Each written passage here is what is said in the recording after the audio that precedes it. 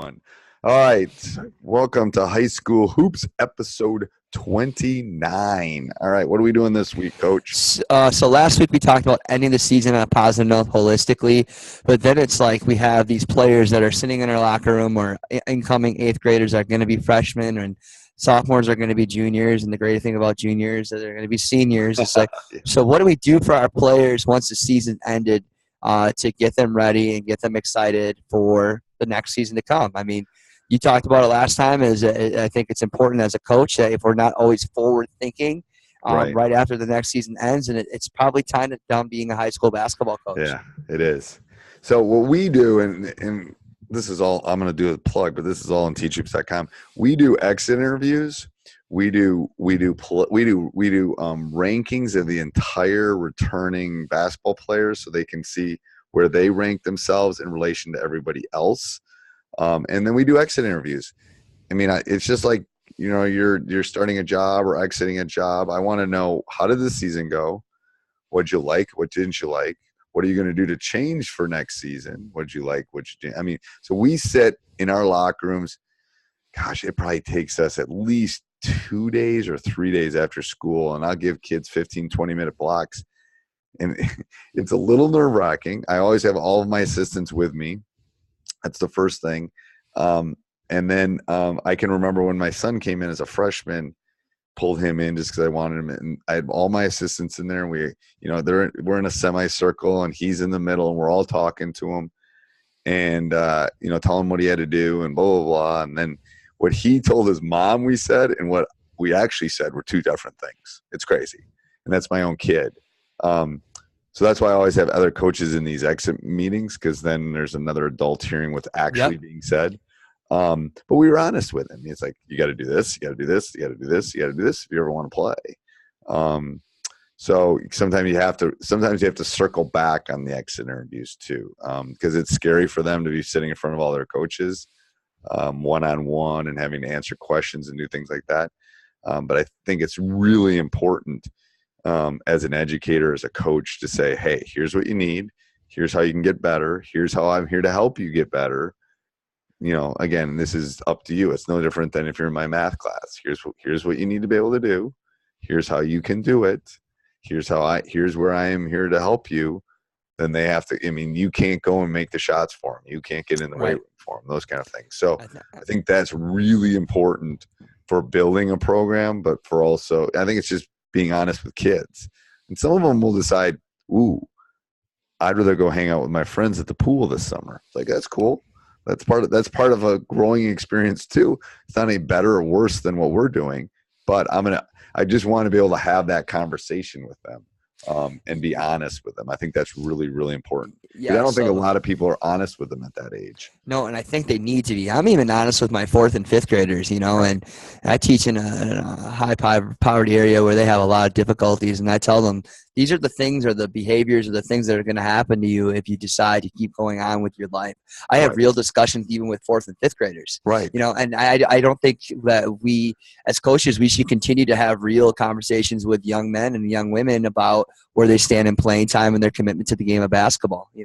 I think so often we're afraid about losing kids and this and that, but do you really want a player that's not going to give it 110% commitment? Right. Or you tell them that everybody's going to get a chance to play? Well, that's not really true.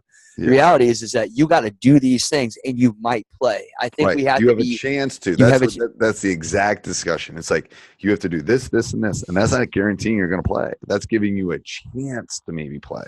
Yes. Because then you're just giving them a false reality of life. You know what I mean? Like, if you go to college and you get your degree, you have the chance of getting your ideal job. It's not like going to happen right away either. So well, I think it's only helping them in the long run. Parents may not see it that way because they're not in our shoes, but I get it, and I think it's better for a program as you move forward into before the season, because you're going to eliminate some of that, what we talk constantly, clutter before. And part November. of it's the building process too. Right. It's like especially for those of you that are trying to build something. Like, I have some street cred, so we won a lot. I have some street cred. So what I say, I'm getting older, so the street cred is I'm kind of in that wavering stage right now. But but when you're building a program, it's like you got to kind of sift off the excess fat too. It's like, if you're not willing to get in the gym for 2 hours in the summer, if you're not willing to do this, then you should take up curling or something in the winter rather than playing basketball. So I think those are important discussions to have with them. Then I think once you're brutally honest with them, which I think is really important, post-season evaluation is giving them opportunities and ways and directions of how to do that. Right. We talk about that we want our kids to be on time. We talk about what does that look like? What does it look like to become a better basketball player? I want you to work on this. You got to give them the skill development tools to do that. Right. We're in a day and age where kids are like, just show me. They just right. they want to be coached. It's the instantaneous yep. Snapchat world. Yep. Right. Yep. And they want it now. They want that information now. And so I think it's important to give them those tools to do that and lead them in that direction. And also just encourage them to take a break once in a while from the game too. I don't want kids to get worn out. I think often kids play too many games, and they just get sick of it. Your luxury of what you've been able to do at Madison Memorial is that when they get to that senior year and they win a state championship, that should be everything. But a lot of these kids, they go all over the country in 8th grade, 9th grade, 10th grade. It's just not that important anymore. Right. I had that discussion with my team prior to the playoffs. I said, there's a reason I'm still coaching high school basketball. I said, March Madness in high school basketball is the best thing ever. And I said, it's even better than when you get to the state tournament. The trail is even more fun. Yeah, go to a sectional game or whatever they call in other states. Right. The games that lead up to it, the environment, and it's just the emotions of watching teams that have never been there or have worked so hard. It's just the incredible feeling, It is. And I always tell the story of, Wesley, who's now an Indiana Pacer. Yeah. He still talks about winning a state title with his high school friends. I mean, and that's, 15 years ago. So, he still talks about it, and he's an NBA guy. So it's that special relationship. And, but that's where you got to kind of like, well, that's our end game. Here's what you have to do to get better in the off season. It's easy to be, open the gym, coach, open the gym a week after the season's over. Right. Who's hounding me 4 weeks after the season's over? That's the question. Or when it's July and everybody is out doing something else, what are you doing? Yep. And your girlfriend's at the pool and you want to go hang out with her. Yeah. All right. Yeah, for sure. Anything else, Coach?